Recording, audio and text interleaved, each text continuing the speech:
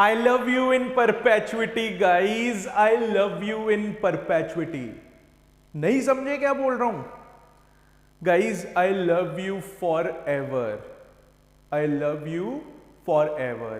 यही मतलब है दोस्तों परपेचुइटी का. परपेचुइटी मीन्स ऐसा काम जो हमेशा चलता रहे. It is going on for ever.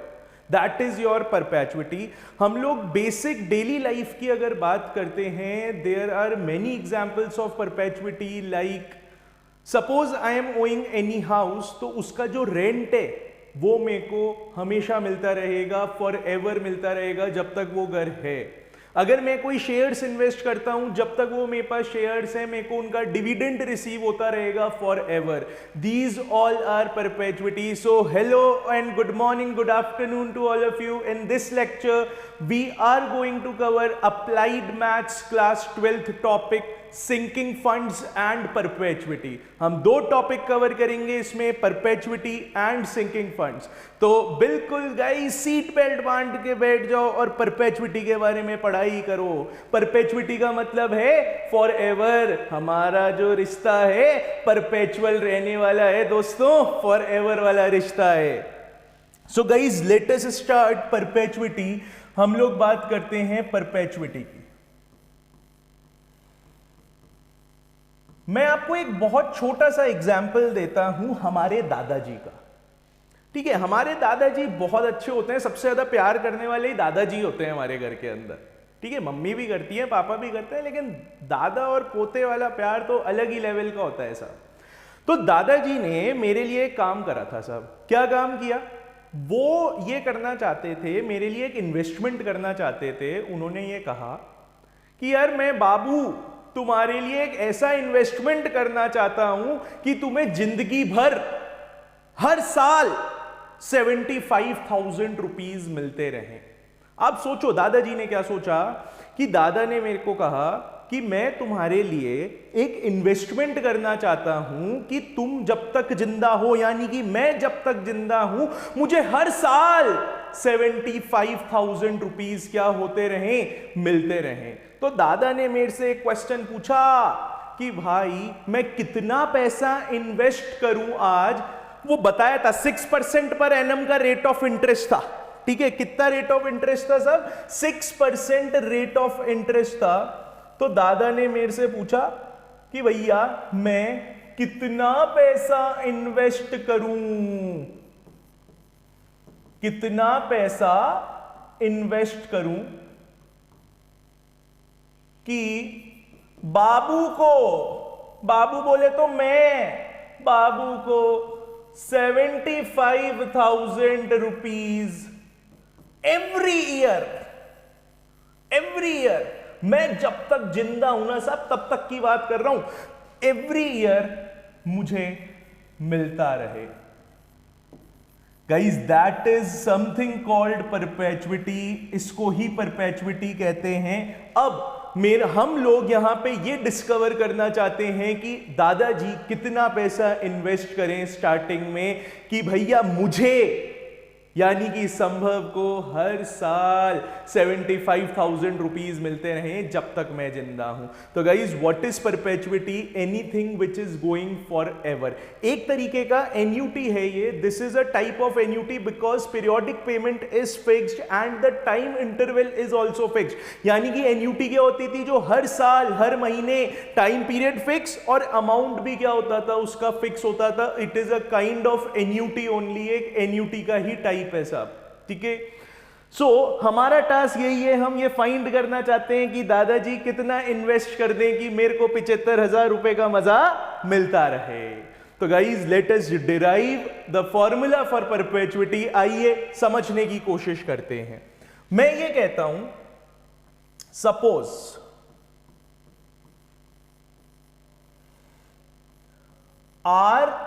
₹, is received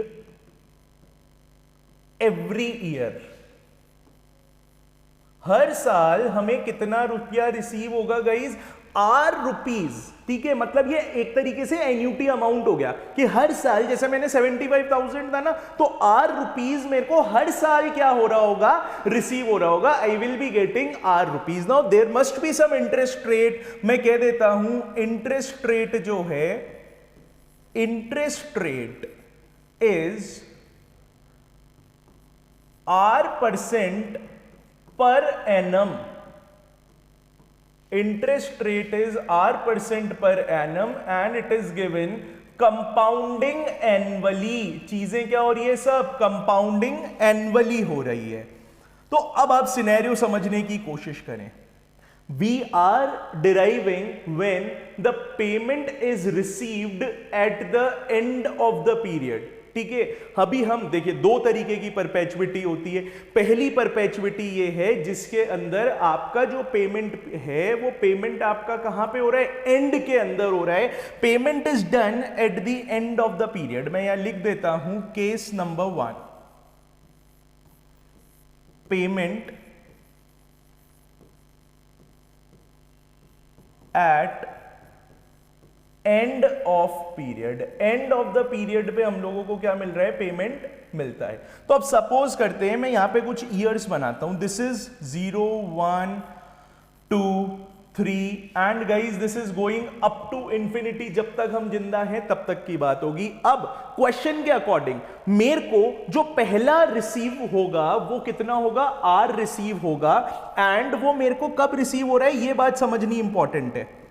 मेरे को यहां पे फर्स्ट, मतलब ये फर्स्ट पीरियड एंड जब हो रहा होगा, जब मेरे को आर क्या हो रहा होगा, आर अमाउंट रिसीव हो रहा होगा।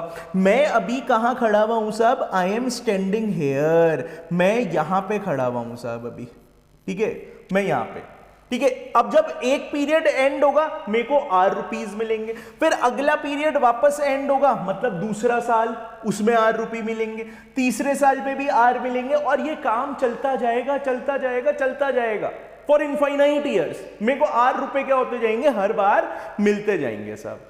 अब मैं ये निकालना चाहता हूं कि इसकी प्रेजेंट वैल्यू क्या है, मतलब मैं तो अभी यहां पे खड़ा हूं, मैं ये चाहता हूं कि इस आर की यहां पे क्या वैल्यू होगी, what will be the present value. Now guys, what is present value?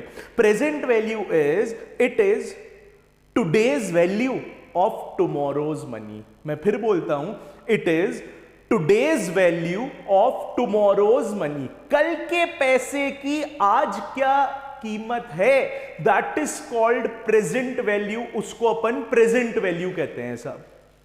यहां पे यार मैं यहां खड़ा हूं अभी, ये तो एक साल के, एक पीरियड के बाद का सिनेरियो है, मेरे को आर रुपए मिलेंगे, तो मैं ये जानना चाहता हूं कि इस आर की आज की तारीख में कितनी वैल्यू है, that I want to know. तो मैं इसके लिए आपको एक बहुत अच्छा सा मतलब एक शॉर्टकट टाइप कुछ बोलना चाहता हूं। आप सभी को कंपाउंड इंटरेस्ट का फॉर्मूला पता है। What is the formula of compound interest? Amount is equals to principal 1 plus R upon 100 की पावर n।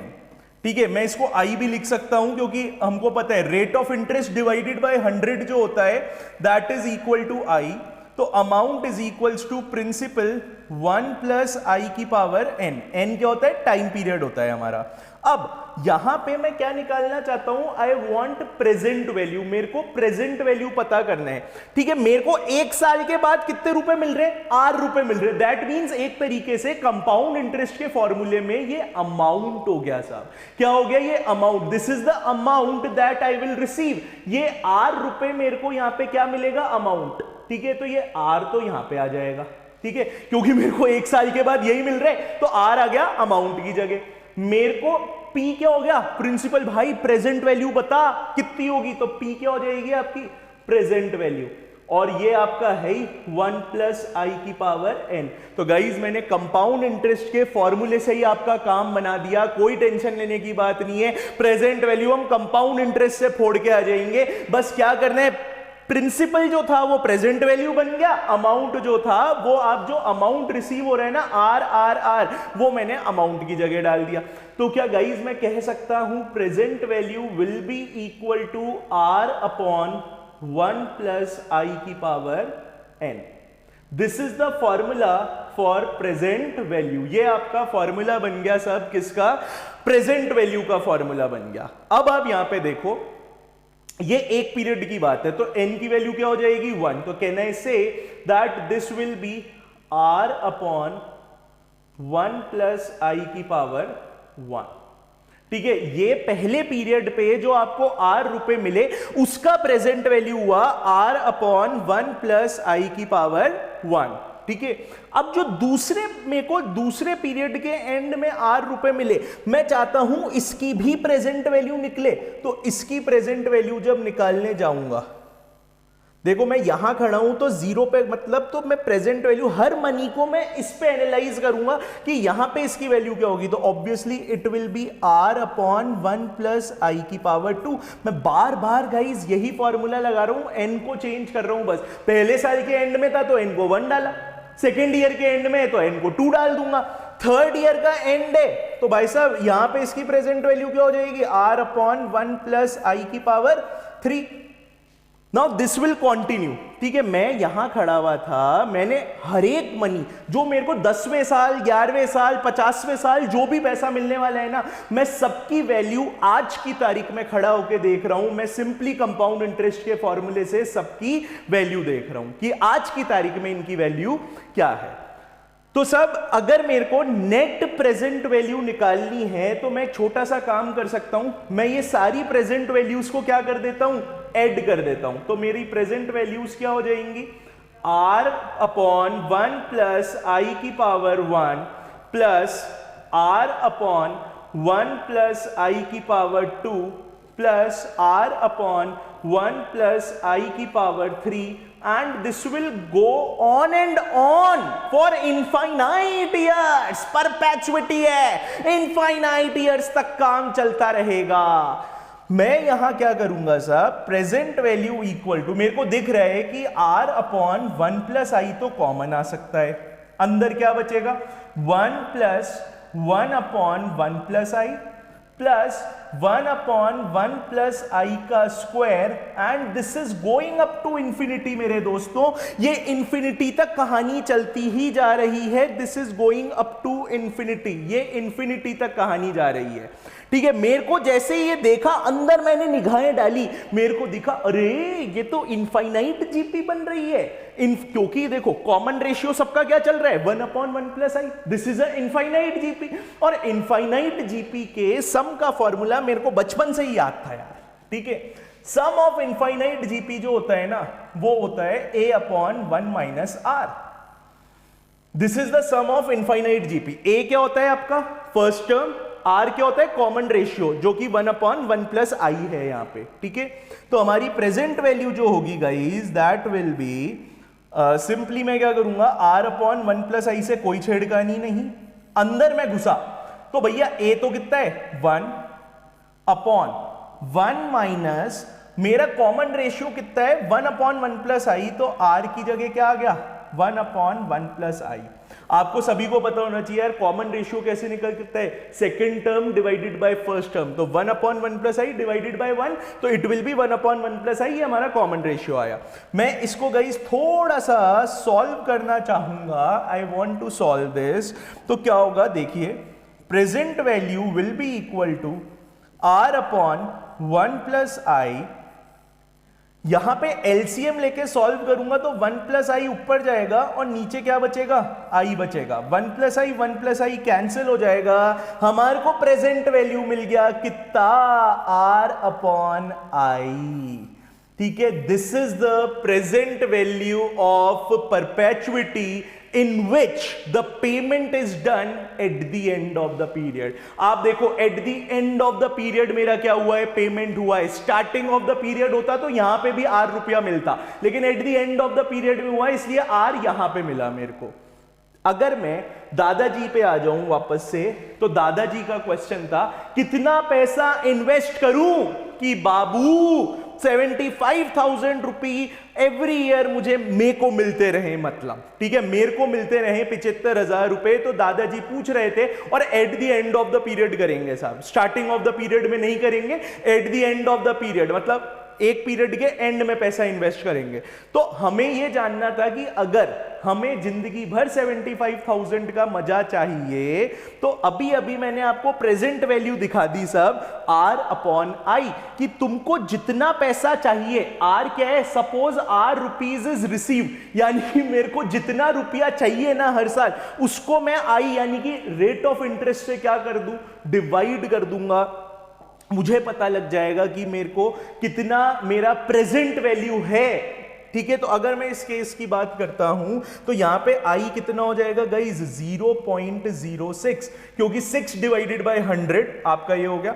और प्रेजेंट वैल्यू ऑफ परपेचुइटी हमने अभी अभी देख लिया सब, that will be equal to 75,000 divided by 0.06। आप ये हटाएं, 2 0 यहां पे लग जाएंगे आपके, इसको कैंसिल आउट करिए, 2 3 जा 6 हो जाएगा ये, दिस विल बी 2 3 जा 6, 2 7 जा 14, 1 3 7, 37,500 हो जाएगा ये। और ये 3 से भी कैंसिल आउट हो सकता है, 3 1 जा 3, 3 2 जा 6, दिस विल बी 3 5 जा 15, 12,500 और 2 0 और लग जाएंगे, यानी कि प्रेजेंट वैल्यू कितनी आ जाएगी, 125,000।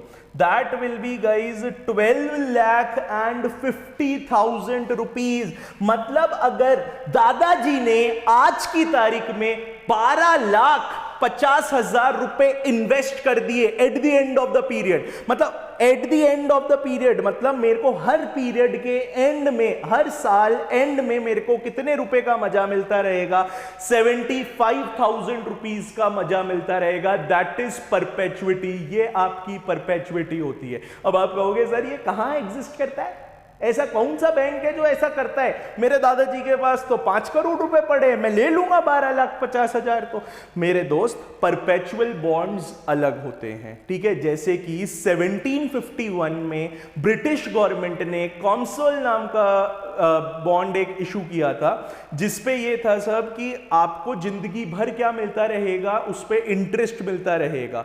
तो ये अलग अलग स्कीम्स होती हैं, इनको अपन परपेचुअल बॉन्ड्स कहते हैं। What is the difference between a normal bond and a perpetual bond, इसमें एक छोटा सा फर्क है। जो परपेचुअल बॉन्ड है जैसे कि ये, तो इसके अंदर जैसे मैं जिस भी ऑर्गेनाइजेशन में दादाजी जहां पे भी 12,50,000 रुपए ले जाके देंगे, ठीक है, जिस भी परपेचुअल बॉन्ड को खरीदेंगे, वो मेरे को 6% के हिसाब से हर साल मतलब 75,000 रुपीज देता रहेगा। बट वो कभी भी मेरे को प्रिंसिपल रीपे नहीं करेगा, he will never repay me the principal, ठीक है। वो सिर्फ मेरे को क्या देता रहेगा, 75,000 रुपीज जब तक मैं जिंदा हूं तब तक मैं रिसीव करता रहूंगा।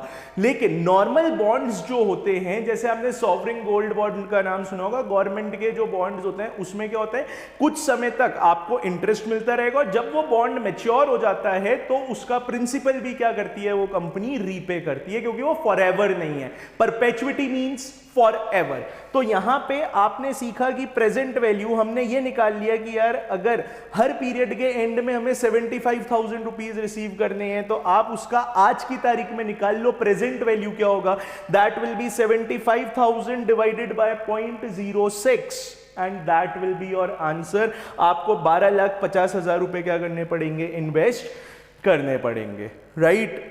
अब अगर मैं इसको थोड़ा सा सिनेरियो को चेंज कर दूं गाइस कि हमारा जो पेमेंट है वो बिगिनिंग ऑफ द पीरियड में, केस 1 तो आप सभी लोग समझ गए हैं, everybody has understood case number 1।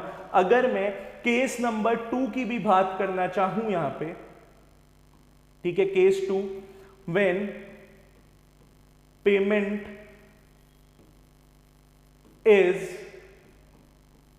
At beginning of period, ठीक है। तो इसमें कोई बड़ी बात नहीं है यार, मैं आपको छोटा सा कोई डेरिवेशन वेरिएशन का रिक्वायरमेंट ही नहीं है। मैं ये कह रहा हूं आपको एक R रुपया यहां पे भी मिल जाएगा बस स्टार्टिंग में। तो जो हमारा नेट आंसर आया है ना यहां पे, इसमें क्या कर देते हैं, एक R को और ऐड कर देते हैं, क्योंकि एक R का ही तो फर्क आया, एक R यहां पे और रिसीव हो जाएगा। तो what will be the present value, present value will be R plus R upon I. मतलब जो हमने ये R अपॉन आई निकाला था, इसमें क्या करा, R को और एड अप कर दिया and we will get our answer. ठीक है, तो अब आपको क्वेश्चन आएगा, क्वेश्चन में निगाहें डालनी है कि यार ये कौन सी परपेचुइटी है, at the end of the period हो रहा है या at the beginning of the period. Beginning of the period की present value R plus R upon I. R क्या होता है, it is the annuity amount जो आपको हर साल रिसीव हो रहा है, that is your annuity amount. और आई क्या है, rate of interest divided by 100, इतना सा याद रखो। और अगर at the end of the period R by I, कुछ नहीं करा, सिंपल सा कॉन्सेप्ट। सारा पैसा जो मतलब इनफाइनाइट साल तक चला गया ना, पहले साल, दूसरे साल के अंत में, तीसरे साल के अंत में, चौथे साल के अंत में, सबकी प्रेजेंट वैल्यू निकाल ली, यानी कि सभी पैसों की आज की तारीख में क्या वैल्यू है वो निकाली। कैसे निकाली साहब मैंने, मैं कंपाउंड इंटरेस्ट का नॉर्मल फॉर्मूला लगाया और उसमें अमाउंट जो हो गया, अमाउंट की जगह तो क्या हो गया मेरा, जो मेरे को पैसा आर रिसीव हो रहा है, और प्रिंसिपल क्या हो गया मेरा, प्रेजेंट वैल्यू हो गया। दैट्स इट, सबको ऐड करा, प्रेजेंट वैल्यू आपके सामने आ गई सब। ठीक है, now let us crack out one question guys. एक क्वेश्चन क्रैक आउट करते हैं अपन। Find the present value of sequence of payments of ₹1000। 1000 rupees का क्या है, इन्वेस्टमेंट हो, सीक्वेंस ऑफ पेमेंट है, made at the end of every 6 months and continuing for ever, मतलब परपेचुइटी, फॉर एवर वर्ड आते ही परपेचुइटी हो गया। If money is worth 8% per annum compounded semi annually. ठीक है, मैंने दो बातें पकड़ी साहब इस क्वेश्चन से। पहली बात तो ये पकड़ी मैंने, मनी जो है आपका एट द एंड, ठीक है, यानी कि प्रेजेंट वैल्यू का जो फॉर्मूला चलेगा वो आर अपॉन आई ही चलेगा, क्योंकि एट द एंड बातें चल रही है आपकी। ठीक है, now what is the payment that is done, that is 1000, ठीक है, 1000 रुपए का। अब आई में थोड़ा सा झोल है, क्योंकि साहब कंपाउंडिंग कैसी हो रही है, सेमी एनुअली। तो what is the shortcut for this, कभी भी आपको ऐसा बोला जाए ना कि भैया कंपाउंडिंग सेमी एनुअली है, तो आपको जो गिवन रेट ऑफ इंटरेस्ट है ना वो 8% है, उसको 2 से डिवाइड कर दो आप। क्यों, क्योंकि ये हाफ ईयरली था, दिस वाज हाफ ईयरली। वहीं अगर ये मंथली होता तो मैं 12 से डिवाइड कर देता। ठीक है, मतलब हम आपको ये देखना है कि हमारी चीजें, हमारा साल कितने पार्ट में डिवाइड हो जाता है। जैसे हाफ ईयरली में साल 2 बार में डिवाइड हो गया ना, तो हमने 2 से डिवाइड कर दिया। तो आई की वैल्यू क्या हो जाएगी यहाँ पे, 4/100, दैट विल बी 0.04, और ये कितना आ जाएगा आपका 0.04। आप इसको हटाओगे, 2 0 लगाओगे, 4 1 जा 4 25 जा, दैट विल बी ₹25,000।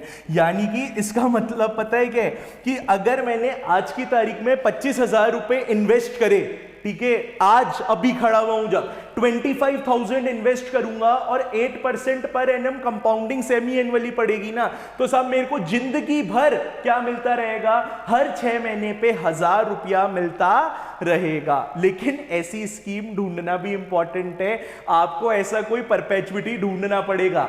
ठीक है, आप कहीं बैंक में जाके लड़ लो साहब मैं 8 पर मेरे को तो चाहिए, ऐसा नहीं। पहले आपको ऐसा एक स्कीम ढूंढना पड़ेगा जिसमें 8% per annum compounding semi annually हो, ठीक है, और आपका वो परपेचुअल बॉन्ड हो। ठीक है, जब जाके आप क्या कर पाओगे, आपको ये मजा मिल पाएगा। आप आज 25,000 दे दो, हर 6 महीने पे आपको कितने रुपए मिलते रहेंगे, 1000 रुपए मिलते रहेंगे। ठीक है, now let us look at one more problem. एक प्रॉब्लम और देखते हैं। What sum of money is needed to invest now, बोल रहे हैं कि आज की तारीख में मैं कितना पैसा इन्वेस्ट करूं so as to get ₹5,000 at the beginning. अब सब बिगिनिंग वर्ड आ गया। ठीक है, बिगिनिंग वर्ड में आते ही मेरे दिमाग ने काम करा कि बेटा बिगिनिंग वर्ड है ना, तो बिगिनिंग वर्ड के अंदर प्रेजेंट वैल्यू जो होती है that is R plus R upon I.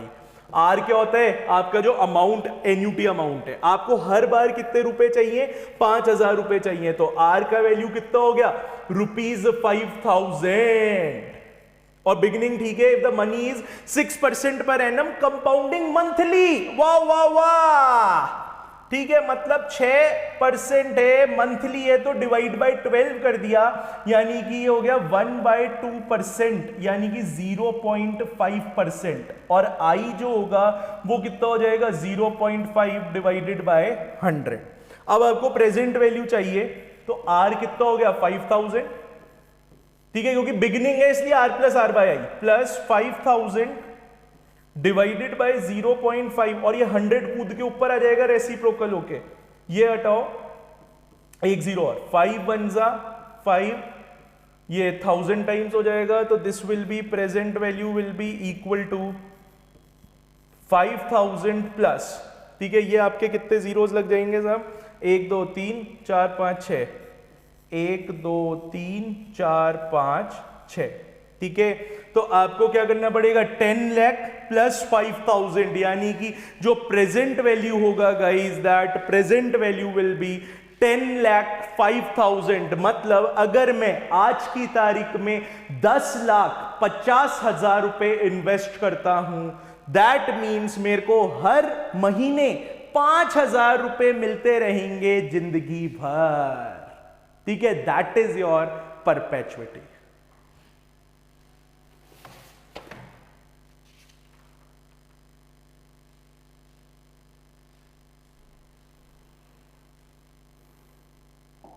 Okay, right guys, now let us move on to the next topic, that is sinking funds, ठीक है। हम लोग बात करने वाले हैं अब sinking fund के बारे में। It is again a very simple topic, बहुत आसान सा टॉपिक है गाइज। sinking funds समझने की कोशिश करें। देखिए क्या होता है, हर कंपनी, हर industry and even human beings want development in their life. हम सब काम क्यों करते हैं कि हम दिन पे दिन डेवलप बने, हम प्रोग्रेस करें दिन पे दिन। तो यही कुछ है सब सिंकिंग फंड। लाइक अगर मेरी कोई फैक्ट्री है, मैं चाहता हूं कि यार आज के 5 साल बाद मैं कुछ अपनी कंपनी के अंदर, इंडस्ट्री के अंदर एडवांसमेंट लाना चाहता हूं, and it will require around 5 lakh rupees. 5 साल के बाद मेरे को 5 लाख रुपए चाहिएंगे, तो मैं हर साल कितने पैसे बचाऊं, और कुछ रेट ऑफ इंटरेस्ट होगा 4% या कुछ ऐसा, कि मेरी वो मीटअप हो जाए डिमांड, कि मेरे को 5 लाख रुपए 5 साल के बाद मिल जाए, तो मैं हर साल कितना फंड अपना इकट्ठा करता रहूं at a particular rate of interest, that is called your sinking fund. तो what is sinking fund? It is a type of annuity, because we are making a periodic payment and equal amount of payment. तो it is an annuity in which we are depositing at a certain rate of interest to meet up our further demands, हमारी further demand. Audi खरीदूंगा, Audi अगर खरीदना है तो हर साल कितना रुपया मैं अपने फंड बनाता जाऊं कि 5 साल बाद मैं ए सीरीज की गाड़ी या क्यू सीरीज की गाड़ी खरीद पाऊं। That is your sinking fund. अब आप कहेंगे साहब सिंकिंग, देखो मेरे हिसाब से सिंकिंग फंड कोई नया कॉन्सेप्ट है ही नहीं, ठीक है। अगर आपने ये समझ लिया ना, future value of annuity, future value of annuity, अगर आपने गाइज इस चीज को समझ रखा है, देयर इज अ वीडियो, आपको वीडियो भी एक है मेरा जिसमें फ्यूचर वैल्यू ऑफ एन्यूटी के बारे में बात करी गई है, आप उसको जरूर रेफर करें सब। तो फ्यूचर वैल्यू ऑफ एन्यूटी अगर आपने समझ लिया ना, तो सिंकिंग फंड्स का कॉन्सेप्ट तो कुछ बचता ही नहीं है। Because future value of annuity क्या थी कि मैं हर बार कितने कितने रुपए डाल रहा हूं कि मेरे को 5 साल के बाद इतने रेट ऑफ इंटरेस्ट पे इतने रुपए मिल जाएंगे। तो मैं आपको एक बार फॉर्मूला याद दिला देता हूं, प्लस मैं यहां पे आप फ्यूचर वैल्यू वाले का डिस्क्रिप्शन में आपको लिंक मिलेगा, उस वीडियो को जरूर देखें आप। Future value of annuity, right. तो फ्यूचर वैल्यू ऑफ एन्यूटी का जो फॉर्मूला होता था, एन्यूटी रेगुलर की बात कर रहा हूं मैं, कि payment is done at the end of the period, ठीक है। इसका फॉर्मूला जो होता था, that was annuity amount into 1 plus I की power n minus 1 divided by r। ये आपका फ्यूचर वैल्यू का फॉर्मूला हुआ करता था एन्यूटी का। मैंने पूरा डिराइव भी कर रखा है, आप उस वीडियो को जरूर देखें। तो गाइस सिंकिंग फंड भी तो यही हुआ, ठीक है। सिंकिंग फंड यही है कि मैं हर महीने कितना पैसा इन्वेस्ट करता जाऊं कि मेरे को फ्यूचर में जाके इतना रुपया मिल जाए, दैट्स इट, ठीक है। कि भैया मेरे को 5 लाख रुपए चाहिए थे 10 साल के बाद, तो n 10 हो गया, a मेरे को पता करना है कि मैं कितना कितना रुपया डालूं, तो a निकल जाएगा इस फॉर्मूले से, क्या टेंशन है। फ्यूचर वैल्यू पता ही है कि फ्यूचर में 5 लाख रुपए चाहिए, इस फॉर्मूले को यूज करेंगे, आंसर पाएंगे, कोई टेंशन नहीं है sir. Let us have one problem of sinking funds. Sinking funds का एक प्रॉब्लम लेते हैं अपन, उससे आपको थोड़ी सी क्लियरिटी बन जाएगी गाइज। मैं आपको ये कहता हूं, जैसे मान लीजिए, ठीक है, ये एक क्वेश्चन आ गया आपके पास, तो यहां पे आप देख सकते हो कि आपको कह रखा है a firm anticipates an expenditure of ₹5 lakh for plant modernization at the end of 10 years from now। मतलब 10 साल के बाद कितने रुपए चाहिए, 5 lakh rupees. How much should the company deposit at the end of each year into a sinking fund earning interest of 5% per annum. अब देखिए, आपको वो अमाउंट बताना है कि हर साल कितना इन्वेस्टमेंट हो कि आपको 5 लाख रुपए मिल जाए। तो मेरे को तो फ्यूचर वैल्यू से मतलब है, मैं अगर फ्यूचर वैल्यू जानता हूं तो मेरा ये क्वेश्चन कुछ है ही नहीं, सिंकिंग फंड तो एक नाम हो गया बस, बाकी तो फ्यूचर वैल्यू ही है। फ्यूचर वैल्यू का नॉर्मल फॉर्मूला होता है annuity amount into 1 plus I की power n minus 1 divided by I. और वैसे भी ये बोल रहे हैं एंड, तो एन्यूटी रेगुलर यही होती थी, eight the end of the period होता था काम। तो फ्यूचर वैल्यू आपको कितने रुपए चाहिए, 5 लाख रुपए, 1 2 3 4 5। What is the annuity amount, यही तो निकालना है कि कितना कितना मैं डिपॉजिट करूं। आई कितना हो जाएगा, रेट ऑफ 5% पर एनम है सिंकिंग फंड का, तो आई will B 0.05। So this will be 1.05, क्योंकि 1 plus 0.05 1.05 का पावर 10 हो जाएगा, क्योंकि n 10 है। आपको 10 सालों के बाद क्या चाहिए साहब, पैसा चाहिए। You need from after 10 years minus 1 divided by I कितना है 0.05। जब अब आप कहोगे सर ये 1.05 की पावर 10 हम ये कैसे कैलकुलेट करें, टेंशन ना लें, सीबीएसई के एग्जाम में चांसेस पूरे हैं, आपको ब्रैकेट में इसका वैल्यू मिलेगा। अगर नहीं मिलता है you can see it from log table also. मैं एक वीडियो बनाने वाला हूं जिसमें आपको लॉग टेबल देखना सिखाऊंगा, टेंशन ना लें। बट अभी के लिए हम ये आपको मैं वैल्यू बता रहा हूं, 1.05 का पावर 10 जो होता है दैट इज अराउंड 1.6, वो 1.6 के आसपास होता है। We will plug in the values, हम लोग वैल्यूज प्लग इन करेंगे यहाँ पे। आप जब वैल्यूज प्लग इन कर देंगे एंड आफ्टर सॉल्विंग, जब आप सॉल्व करोगे तो आपको ये अप्रोक्सीमेटली जो मिलेगा एन्यूटी का अमाउंट दैट विल बी 39745। आपको इतना रुपया 39,745 रुपीज आपको हमेशा डिपॉजिट करते रहना है 10 साल तक, ताकि आपको 10 साल के बाद कितने रुपए मिल जाएं, 5 लाख रुपीज मिल जाएं। तो मेरे ख्याल से गाइस सिंकिंग फंड कोई नया टॉपिक नहीं है, ये तो फ्यूचर वैल्यू ऑफ एन्यूटी आप जरूर देख लें। फ्यूचर वैल्यू ऑफ एन्यूटी आपका पूरा ये फॉर्मूले का डेरिवेशन क्लियर हो जाएगा। तो guys that is the end for today. In the next lecture we are coming up with bonds and EMI. जो चैप्टर नंबर 12 अप्लाइड मैथ्स का है उसका बॉन्ड्स और ईएमआई वाला पार्ट में लेके आ रहा हूं अगली लेक्चर सीरीज के अंदर हमारे। तो आप फॉलो करें, लाइक करें, शेयर करें, follow BLJ classes on YouTube, comment करें, आपको जो भी डाउट्स हैं write down in your comments, and our love should be perpetual. ठीक है, love exist in perpetuity. Bye.